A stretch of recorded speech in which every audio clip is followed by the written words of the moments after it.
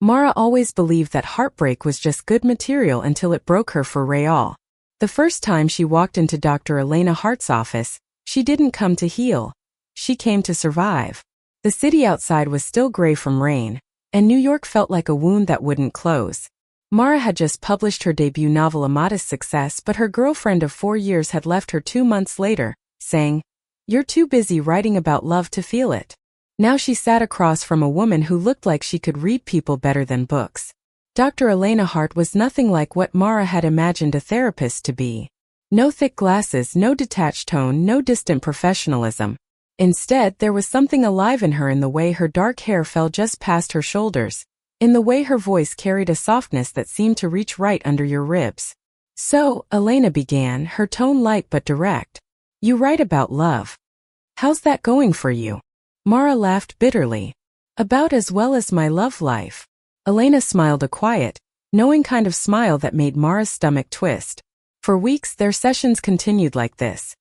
Mara spilling her exhaustion into words, and Elena listening, dissecting, rebuilding. There was always that small pause before the end of each session, that moment when neither wanted to be the one to say "see you next week." It was wrong, Mara knew. You weren't supposed to notice your therapist's perfume. You weren't supposed to memorize the sound of her laughter or imagine her outside that office barefoot, sipping tea, reading poetry she'd never show anyone. But Elena made her want to believe that not all endings were tragic. The shift came slowly, the way spring sneaks up after a long, cruel winter. One evening Mara arrived late, drenched in rain. She apologized breathlessly, her curls dripping on the floor. Elena, instead of reprimanding her, fetched a towel from the adjoining room and gently pressed it against her hair. "Sit," she said softly. "You'll catch a cold." Mara froze. It was the first time Elena had touched her, the first time that barrier between therapist and patient trembled. "I don't think you're supposed to do that," Mara whispered, voice barely steady. Elena didn't flinch. "I know." The air between them pulsed, fragile, dangerous, electric. After that night everything changed. Mara began to write again, this time, not for her readers, not even for herself, but for the woman who made her feel seen. She found herself describing Elena in metaphors she'd never dared to use. The calm in chaos, the ink that never fades, the warmth that comes after the storm. One afternoon Elena asked, "Can I read something you've written recently?" Mara hesitated, then handed over a folded page from her notebook. Elena read silently, lips curving slightly as she reached the end. "It's beautiful," she murmured. "Painful but beautiful." "It's about you," Mara confessed before she could stop herself. Silence. Long, suffocating silence. Then, Elena exhaled, and it wasn't anger or discomfort that filled the space, but something raw, trembling. "I thought so," she said quietly. They never talked about it directly again, not for weeks. But every session afterward carried an unspoken rhythm. Words became excuses to stay. Time became elastic, 45 minutes turning into an hour, then 2. Mara noticed how Elena's gaze lingered longer than before, how her fingers brushed too close when passing a glass of water, how the softness in her voice deepened whenever she said Mara's name. It wasn't lust. It wasn't fantasy. It was something sacred, born in the ashes of pain. One late evening, when the last of the city's light had faded, Elena said, "You're getting better, Mara. You don't need me as much anymore." The words cut deeper than Mara expected. "I don't want to not need you," she said, the confession falling like glass shattering. Elena looked away, her jaw tense. "This isn't fair to you or to me." "Then tell me to stop coming," Mara challenged, voice trembling. "I can't." That was when the world stopped, or maybe it finally began to move again. Elena stood up slowly, her breath uneven. "You should go." But Mara didn't move. Instead, she whispered, "You're the first person who made me believe love could heal instead of destroy." And for the first time, Elena looked at her not as a patient but as a woman she could no longer pretend not to want. That night, Mara walked home in silence, the city lights blurring into watercolor streaks. She didn't sleep. Instead, she wrote until sunrise, a letter she would never send, every word a confession she wasn't brave enough to say aloud. When she arrived at her next session, she found the office empty. On the desk lay a sealed envelope with her name written in elegant handwriting. Her hand shook as she opened it. "Mara, sometimes healing means letting go of what hurts, even when it feels like love. But sometimes, it means letting love be the thing that heals. I'm taking a leave for a while. Don't stop writing. Mara cried that night, not out of heartbreak, but because for the first time, she understood what love without possession meant. But fate, it seemed, wasn't finished with them yet. 3 months later, her new book hit the shelves. The dedication read, "For the woman who taught me that healing can look like love." At her first book signing, amidst the crowd and the noise, Mara looked up and froze. Elena was there, standing quietly at the end of the line, a small shy smile tugging at her lips. "Would you sign my copy?" she asked softly when it was her turn. Mara couldn't speak for a moment. "Only if you stay for coffee after." Elena's eyes glimmered the same look that had once broken all her walls. "I was hoping you'd say that." Mara couldn't remember the last time her hands had trembled like that. Not even during her first interview, not even when her book sold out in the first week.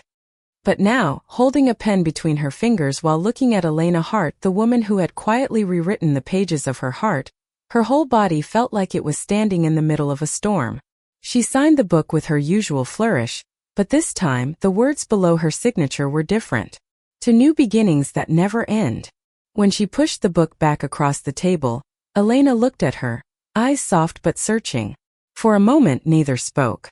The world around them, the chatter, the cameras, the endless line dissolved into white noise.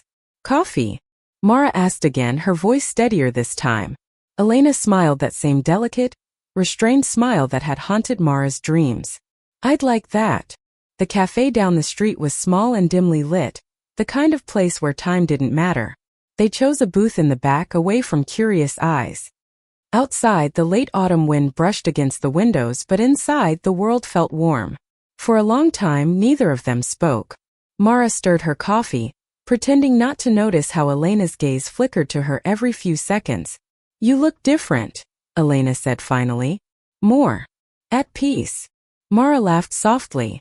"You left me a letter. It messed me up for weeks." Elena winced, but her eyes didn't waver. "I'm sorry. I thought it was the right thing to do." "Was it?" "I don't know anymore." Silence again. The kind that holds too much regret, longing, forgiveness, and something that still dared to be love. "I kept writing about you," Mara confessed quietly, "even when I told myself I wouldn't." Elena's lips curved faintly. "You always did have trouble following your own rules." "Only with you." That earned her a small laugh, soft and unguarded. The kind of laugh that made Mara want to reach across the table, to touch, to remind herself that this woman was real. But she didn't. Not yet. Instead, she asked, "Why did you come today?" Elena took a slow breath. "Because I read your book. And I saw us." Every word felt like a confession I'd never let you make. Mara's throat tightened.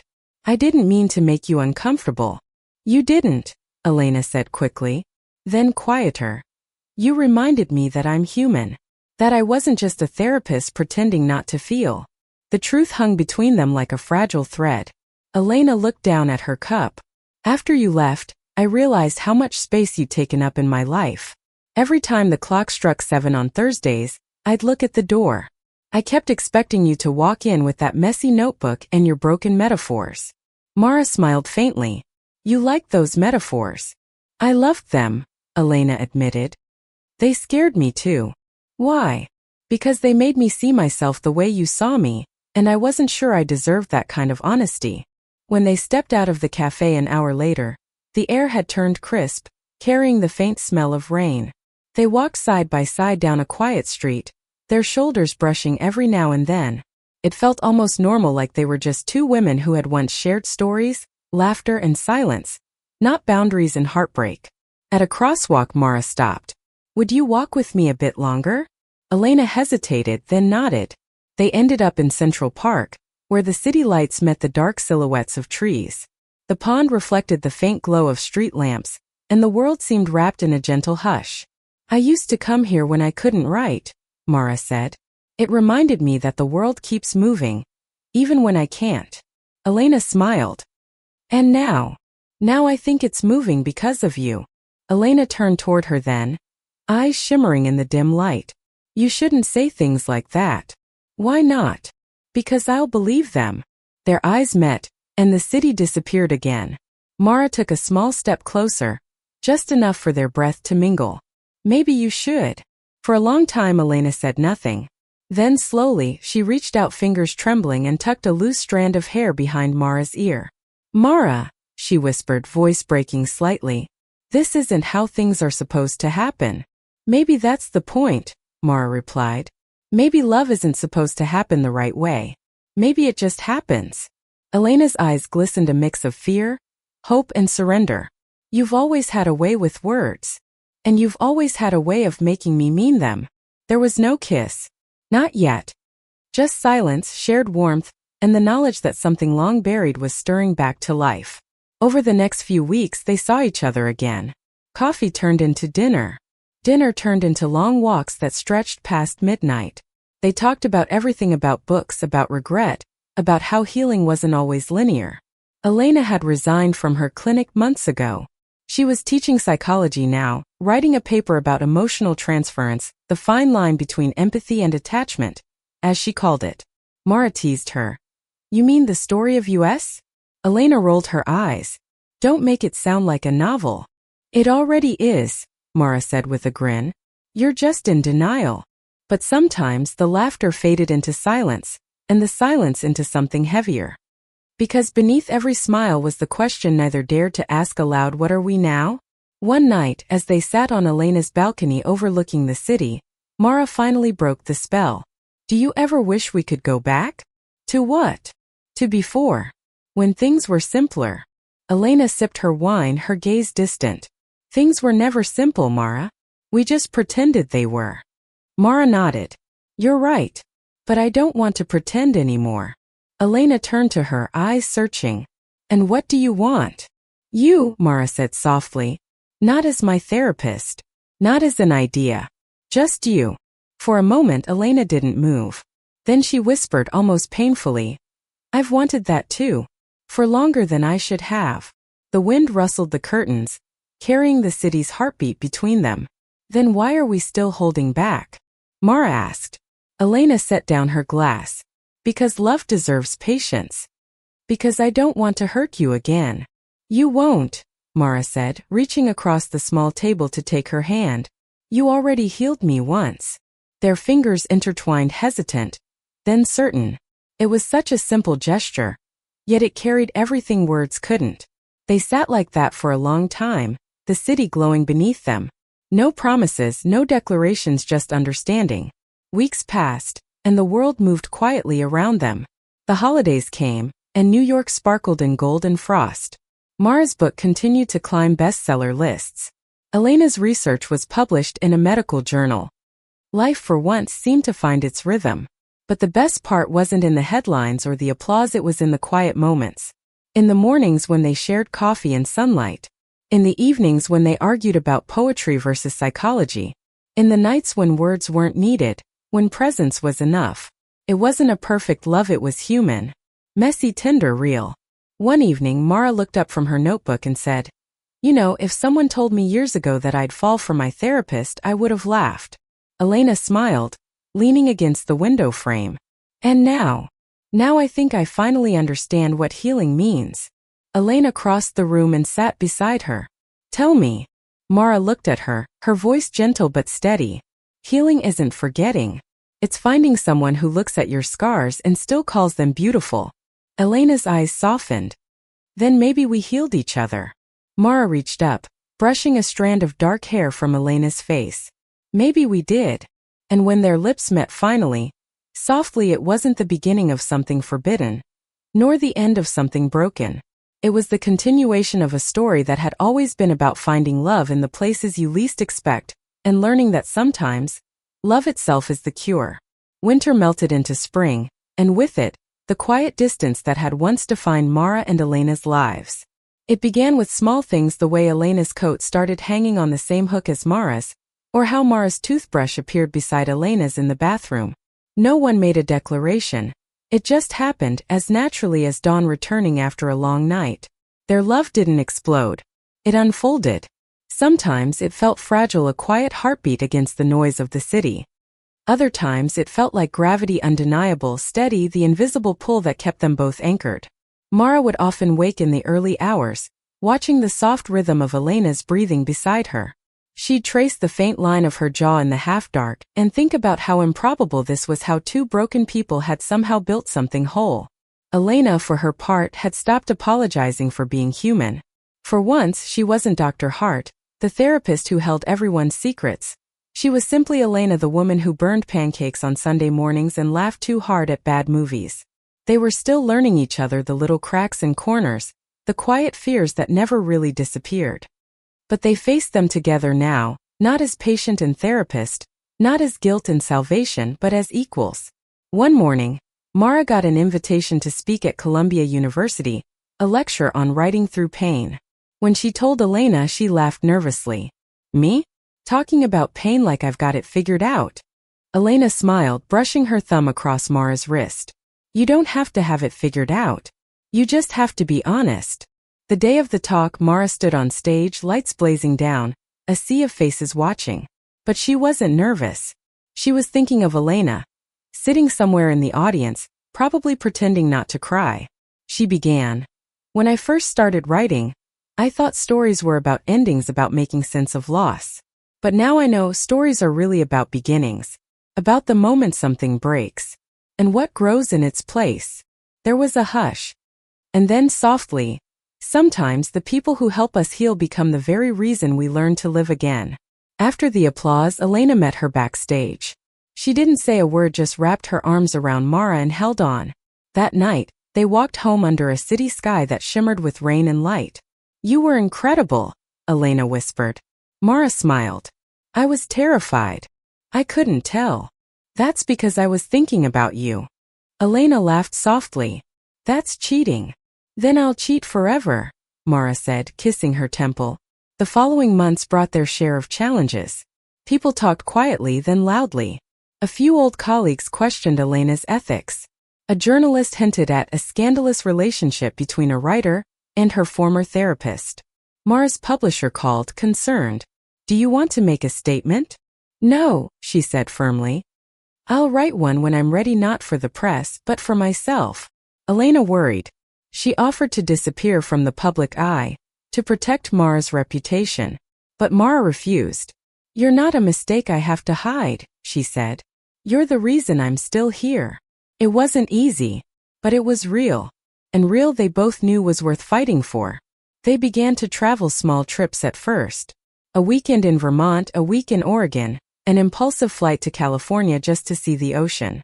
On the beaches of Big Sur, Elena stood barefoot in the sand, hair whipping in the wind, laughing as waves chased her ankles. Mara watched her, camera in hand, memorizing the way sunlight kissed her skin. You're writing about this in your next book, aren't you? Elena teased. Already did, Mara said, snapping a picture. Chapter 1. The Woman Who Taught Me to Love Again. Elena rolled her eyes but smiled anyway. By summer, they moved into a small apartment overlooking the river. It wasn't fancy creaky floors, too many plants, stacks of books everywhere, but it felt alive. Every morning, Mara wrote by the window while Elena graded papers on the couch. Some days they didn't speak for hours, and yet, the silence between them was the most peaceful thing Mara had ever known. In the evenings, they'd cook or try to. Elena was precise, following recipes to the letter. Mara, chaotic and instinctive, ignored them completely. Somehow it always ended in laughter and takeout. Sometimes Mara would find Elena reading on the balcony, glasses slipping down her nose, a strand of hair tucked behind her ear. She'd think this is what healing looks like. Not perfection. Just peace. One night, as the city hummed beneath them, Mara set her notebook aside and turned to Elena. Can I ask you something? Anything. If we'd met differently, no therapy, no heartbreak, do you think we'd still have found each other? Elena thought for a long time before answering. Maybe not then. But I think we were always heading here. Some people are. Inevitable. Mara smiled. That's going in my next book. Of course it is. They laughed, soft, tired, happy. Then Mara said, Elena, I've been thinking about something. That sounds dangerous. Move in with me. Elena blinked. I already have. Officially, Mara said, grinning. As in, you can stop pretending you still live across town. Elena leaned back, pretending to consider it. What's in it for me? My half of the rent, my terrible coffee, and me forever trying to write you better than real life. Elena reached for her hand. Deal. A year later, Mara's second book was published. The title, The Space Between Healing. It wasn't about their story exactly, but anyone who knew could see traces of it: the longing, the bravery, the quiet kind of love that doesn't demand, only endures. At the launch event, Mara stood at the podium, smiling nervously. She read aloud. Sometimes the heart heals not because the pain disappears, but because someone stays long enough to make it worth carrying. When she looked up, Elena was there in the front row, hands clasped, eyes shining. And just like that, the crowd, the cameras, the noise, none of it mattered. Afterward, as they walked home hand in hand, Elena whispered, "Do you ever think about what comes next?" Mara smiled. "No. For once, I'm not writing the ending before it happens." Years later, their lives had grown quieter, not dull, just full. Elena started a foundation for mental health and creative recovery.